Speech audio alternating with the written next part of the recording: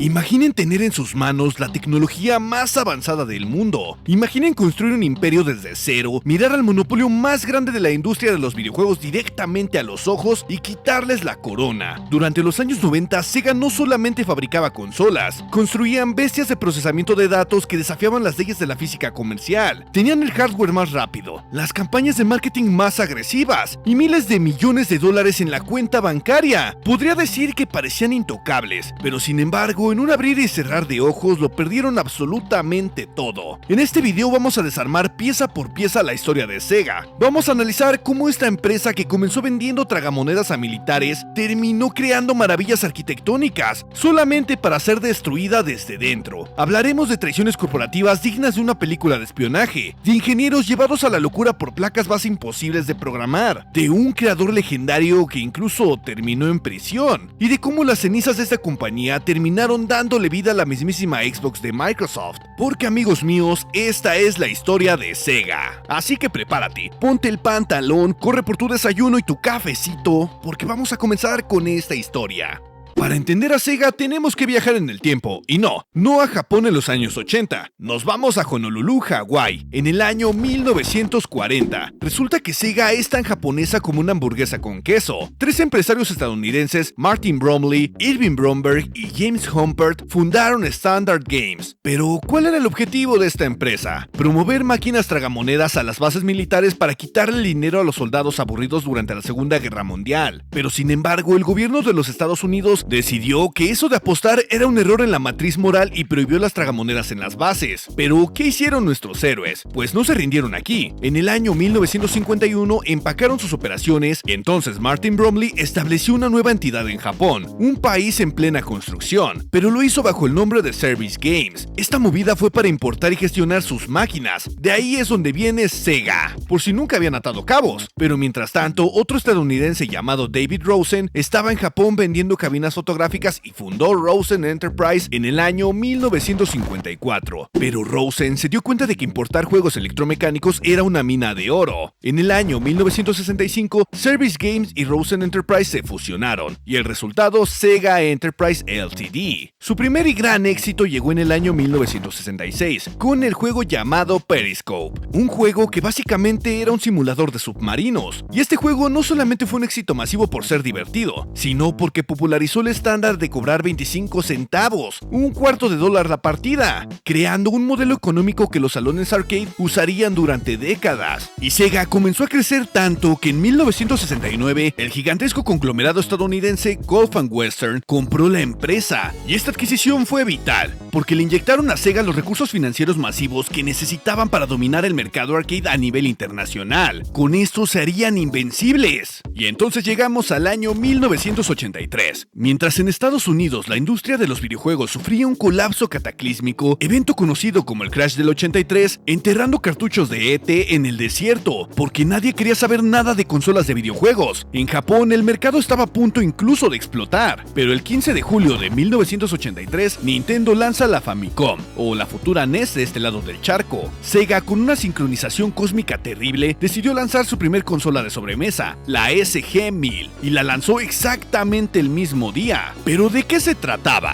Pues en sus entrañas esta máquina escondía el procesador Zilog Z80, el cual corría a unos trepidantes 3.58 MHz, respaldado por una GPU de Texas Instruments TSM9918A. Pero el verdadero chiste técnico era su memoria. Tenía 16 KB de VRAM para los gráficos, pero su memoria RAM principal era de un mísero kilobyte. Lógicamente, la SG-1000 fue aplastada sin piedad en Japón, pero mientras esto ocurría, hubieron movimientos corporativos masivos. Gulf and Western decidió hacerse de los activos estadounidenses de Sega, y en 1984, la división japonesa de la compañía fue adquirida por CSK Corporation, un conglomerado de software liderado por un empresario llamado Isao Okawa. Y guarda este nombre en la caché de tu memoria porque será fundamental en nuestra historia. Sega no se rindió y en 1985 lanzó la Master System. Esta máquina daba un salto al usar la versión vitaminada del mismo cerebro, un Zilog Z80A, procesador que ya se arrastraba a 4 MHz y estaba acompañado de 8 KB de memoria RAM y 16 KB para VRAM. Su paleta gráfica manejaba 64 colores en total, pudiendo mostrar 32 simultáneos en la pantalla. Un verdadero festín óptico si venías de jugar al Pong. La Master System era mejor, los juegos se veían mejor, pero tenía un problema, pues Nintendo tenía prácticas comerciales que hoy en día harían llorar a las leyes antimonopolio.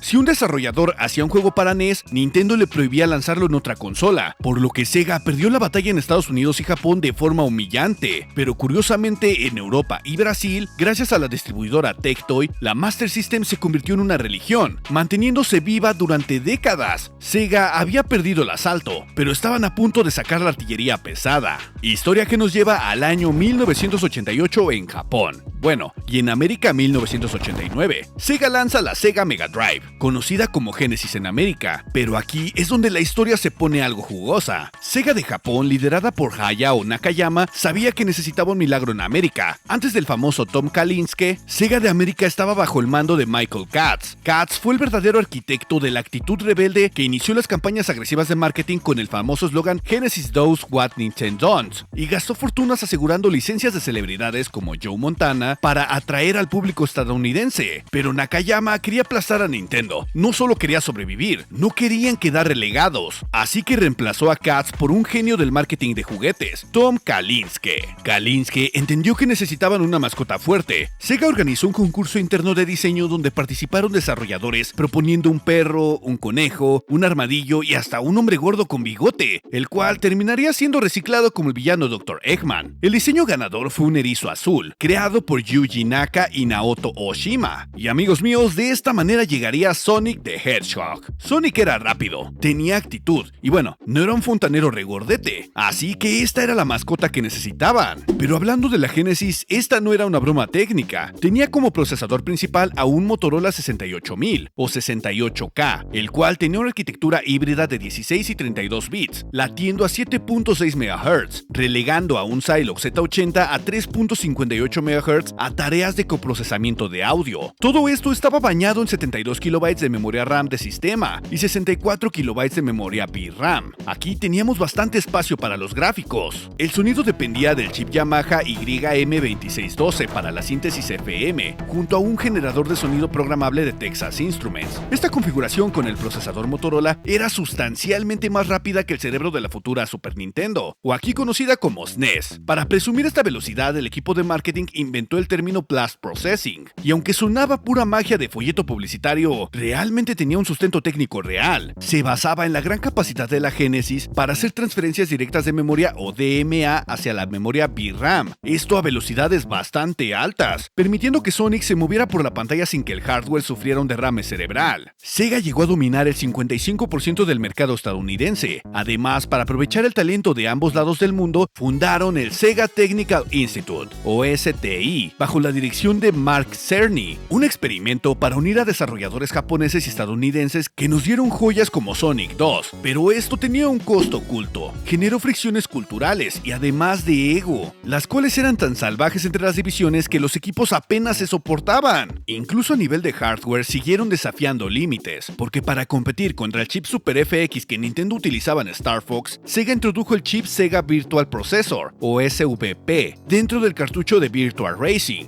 una maravilla de ingeniería que calculaba polígonos asombrosos, pero que volvió al cartucho tan obscenamente caro que tenías que hipotecar a tu familia para poder comprártelo. Pero mientras Sega y Nintendo se daban bofetadas en los televisores de tubo, la guerra se fue a las calles. Nintendo tenía la Game Boy, una máquina que funcionaba con pilas que duraba hasta que te salía barba, y Sega trajo su respuesta con la Game Gear en el año 1990. A nivel de silicio, la Game Gear era básicamente una Master System pero portátil. Llevaba el mismo procesador Zilog Z Z80 a 3.58 MHz, con 8 KB de memoria RAM y 16 KB de memoria VRAM. Pero si destacamos algo de esta consola, está su pantalla LCD retroiluminada a todo color. Técnicamente era superior, pero esto tenía algo malo. Esta pantalla consumía energía como desquiciada. Además, necesitaba 6 pilas AA para darte 2 o 3 tristes horas de juego. Años más tarde, en 1995, lanzaron la Sega Nomad, que era literalmente una Genesis portátil con el mismo hardware interno de 16 bits en tus manos. También utilizaba 6 pilas AA. Si tenías una Nomad, no comprabas videojuegos, comprabas acciones en la industria de las baterías. Costaban demasiado, nadie podía mantenerla encendida y fue un fracaso comercial brutal. Y si hablamos lo peor de esta consola es que casi no habían títulos interesantes. Pero mientras Sega dominaba la sobremesa, comenzó la guerra civil interna. Japón no soportaba que Sega de América, manejada por extranjeros, tuviera más éxito que la sede principal. Tom Kalinske y el equipo estadounidense tenían acuerdos históricos servidos en bandeja de plata. Como primero, Kalinske se reunió con los ejecutivos de Sony, quienes estaban dispuestos a crear un hardware unificado en conjunto para la nueva generación. Cuando Kalinske llevó la propuesta a Japón, la junta directiva encabezada por Nakayama se rieron en su cara, afirmando que Sony no sabía absolutamente nada sobre cómo fabricar consolas. Pero, ¿cuál fue el resultado de esto? Pues esto ya me imagino que lo recuerdas. Sony se ofendió, se fueron y crearon la PlayStation por su cuenta. Luego, la empresa estadounidense Silicon Graphics se acercó a Sega ofreciendo una arquitectura de procesamiento gráfico revolucionaria. Kalinske estaba fascinado, pero los ingenieros en Japón rechazaron el chip alegando que tenía defectos de diseño y además supuestamente ocupaba demasiado espacio en la placa base. Nintendo no tuvo esos reparos, compraron la idea y ese chip terminó siendo el corazón de la Nintendo 64. Las oficinas se detestaban a tal grado que Sega de Japón ordenaba rediseñar las carátulas e ilustraciones de los juegos americanos solamente por un absurdo capricho de superioridad. Y en medio de un berrinche administrativo y en un ataque de ansiedad tecnológico ante la inminente llegada de los 32 bits, comenzaron a lanzar periféricos absurdos, los cuales requerían 3 enchufes distintos en tu pared. El primero fue el Sega CD, el cual llegó en el año 1991, un lector de discos con su propio procesador, otro Motorola 68K a 12.5 MHz y además 6 megas de memoria RAM dedicadas. Sirvió principalmente para llenarnos de juegos de video de movimiento completo, o FMV, con títulos conocidos como Night Trap, películas interactivas de pésima calidad sin apenas jugabilidad. El segundo periférico sería el Sega 32X, el cual trajeron en el año 1994. Sega de Japón trabajaba en su nueva consola, la Saturn, pero en América, temiendo la competencia, propuso un periférico. El 32X intentaba convertir tu consola de 16 bits insertándole a la fuerza 2 procesadores RISC Hitachi, los SH2 a 23 MHz, y además le añadía 256 KB de RAM adicionales. Salió meses antes que la Saturn, era costoso, carecía de un catálogo decente y destruyó la confianza de los consumidores que no entendían por qué comprar un aditamento si la verdadera nueva consola estaba en camino. Así que con esto cavaron su propia tumba comercial. Y entonces llegamos al año 1994. Sega lanza la Saturn, pero para entender este infierno hay que hablar del rival que ellos mismos fabricaron. Originalmente Sony estaba desarrollando un lector de CD para acoplarlo a la Super Nintendo, pero Nintendo los traicionó públicamente en el último momento para irse con Philips. Sony, impulsada por la venganza corporativa y tras haber sido rechazada previamente por Sega, decidió crear su propia consola con juegos de azar y marsupiales, la mismísima PlayStation. Sega sabía que Sony venía por sangre, y el hardware de la Saturn evolucionó de forma excesivamente compleja para intentar mantenerse por encima, y su diseño final operaba bajo una arquitectura simétrica con 2 procesadores Hitachi SH2 a 28.6 MHz. Contaba con 2 MB de memoria RAM principal y 1.5 MB de memoria VRAM, la cual alimentaba 2 procesadores gráficos distintos, el VDP1 que se encargaba de los sprites y polígonos, y por otra parte tenían el VDP2, dedicado exclusivamente a los fondos. Mucho se hablaba de que el gran error visual de la Saturn era que renderizaba polígonos cuadriláteros en lugar de triangulares estándar de la industria, pero estaban equivocados. Ese ni siquiera era su mayor problema. La verdadera pesadilla era toda su arquitectura. Mientras programar para la dócil PlayStation era un paseo en el parque, la Saturn requería un doctorado de masoquismo informático. Y para rematar, en el E3 de 1995, Tom Kalinske fue obligado por Japón a anunciar que la Saturn ya estaba disponible en tiendas ese mismo día. Efectivamente, meses antes de lo planeado y $100 más cara que la PlayStation. Y como lo estás esperando, esto enfureció a cadenas como KB Toys y Walmart, las cuales fueron excluidas del lanzamiento secreto, y por lógica se negaron a vender la consola. Kalinske renunció asqueado, y entonces tomaría su lugar Bernie Stolar, quien pasó a la historia por decir públicamente: la Saturn no es nuestro futuro. Hace asesinando a su propia consola en público. Pero mientras las consolas caseras sufrían, el departamento arcade de Sega AM2, liderado por Yu Suzuki, imprimían dinero, creando la placa System 16 para clásicos como Golden Axe, haciendo el magnísimo salto al 3D con la placa Model 1 en Virtua Racing, y usaron la Model 2 para Virtua Fighter 2, que a nivel de hardware pateaban tan fuerte que los ingenieros de Sony la desmantelaban para estudiar cómo funciona. Y entonces, para la nueva época que se avecinaba, Sega creó la placa arcade Naomi, New Arcade Operation Machine Idea. Esta bestia empleaba el mismo procesador Hitachi SH4, además de la unidad gráfica NEC Power VR 2, la cual provenía de su inminente consola casera. Pero este bicho venía artillado con una expansión masiva, 32 MB de memoria RAM principal, 16 MB de VRAM y 8 MB dedicados al sonido. Esto permitía conversiones idénticas hacia las consolas de casa. Pero recordemos algo, el mercado arcade ya olía a luces de neón fundidas y a formol, porque ya casi nadie miraba las salas arcade. Entonces, en el año 1988, con Sega desangrada financieramente, se redime de sus pecados arquitectónicos y crea su obra maestra, la Sega Dreamcast. Este rufián tenía como cerebro un Hitachi SH4, de arquitectura RISC a 200 MHz. Era capaz de operar 360 MIPS de cálculos enteros y desatar 1.4 GFLOPS de rendimiento en punto flotante. Lo acompañaba una GPU NEC Power VR 2 a 100 MHz, el cual era capaz de procesar 3 millones de polígonos por segundo. El sistema respiraba gracias a sus 16 MB de memoria RAM principal, 8 MB de memoria VRAM y 2 MB para audio.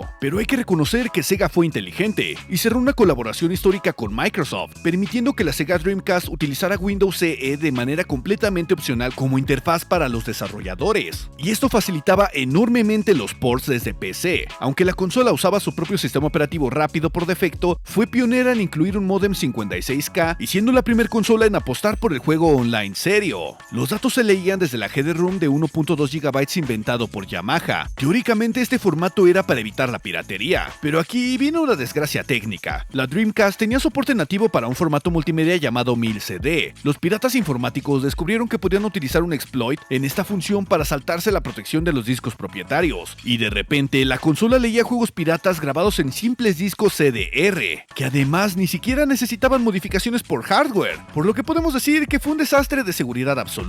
Al permitir que cualquier usuario con un modem lento y una grabadora de CD copiara el catálogo entero en discos de 10 centavos, la piratería evaporó los ingresos del software, por lo que la economía de Sega colapsó rápidamente. Y además tuvieron un proyecto absurdo, el mismísimo Shenmue. Dirigido por Yu Suzuki, su desarrollo costó una fortuna, entre 47 y 70 millones de dólares, y obviamente fue un agujero negro financiero, por mucho que sea considerado un juego de culto. Pero la estocada final fue la sombra de la PlayStation 2, porque Sony vendió humo promocionando su reproductor DVD integrado, ocasionando que la gente simplemente dejara de comprar la consola de Sega, por lo que en el año 2001 Sega abandonó la fabricación de este hardware, y aquí vuelve nuestro querido Isao Okawa, el presidente de CSK y Sega. Antes de morir de cáncer, Okawa demostró una lealtad que hoy en día no existe corporativamente. Perdonó todas las masivas deudas de Sega que tenía con él, e inyectó 695 millones de dólares de su fortuna personal para salvar a la compañía de la quiebra, y además permitirle sobrevivir como desarrolladora de software. Así que irónicamente el hardware de Sega no murió, simplemente cambió de bando.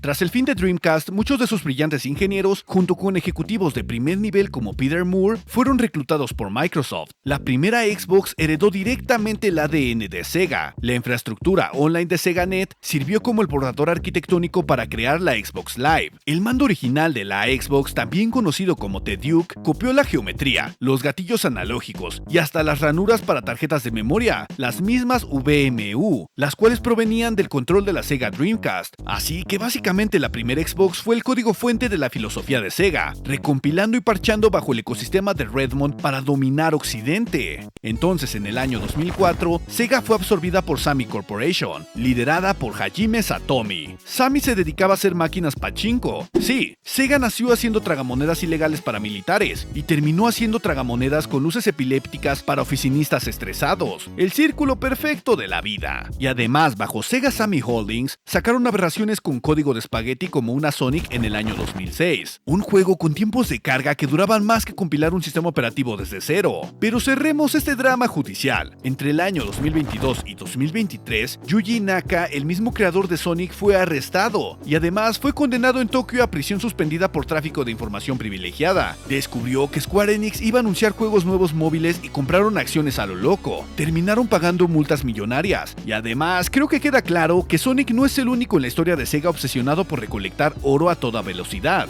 Pero al final del día, es fácil mirar hacia atrás y señalar a Sega por sus fracasos, por las guerras internas de ego y las arquitecturas de hardware que parecían diseñadas por ingenieros al borde de un ataque de nervios. Fueron víctimas de su propia ambición, corriendo al 1000 por hora sin tener frenos instalados. Pero no nos equivoquemos. Sega fue y siempre será un pilar fundamental en la historia de la tecnología de los videojuegos. Ellos fueron los rebeldes que obligaron a Nintendo a salir de su zona de confort. Fueron los pioneros que se atrevieron a conectar un módem a una consola casera para que pudieras jugar con alguien al otro lado del mundo cuando el internet todavía era un lujo incomprensible para la mayoría. Empujaron los límites del procesamiento gráfico y de los polígonos en los salones arcade, obligando a gigantes como Sony a innovar para no quedarse atrás. La historia de Sega es una prueba de que en la tecnología, tomar riesgos masivos puede destruirte financieramente, pero también puede inmortalizar tu legado. No ganaron la guerra de las consolas, esto es cierto, pero sin Sega, el paisaje del hardware moderno, desde la arquitectura gráfica hasta la infraestructura de servidores de juego online, serían bastante distintos, y francamente esto sería mucho más aburrido. Y con mucha felicidad quiero presentarles a los miembros del canal,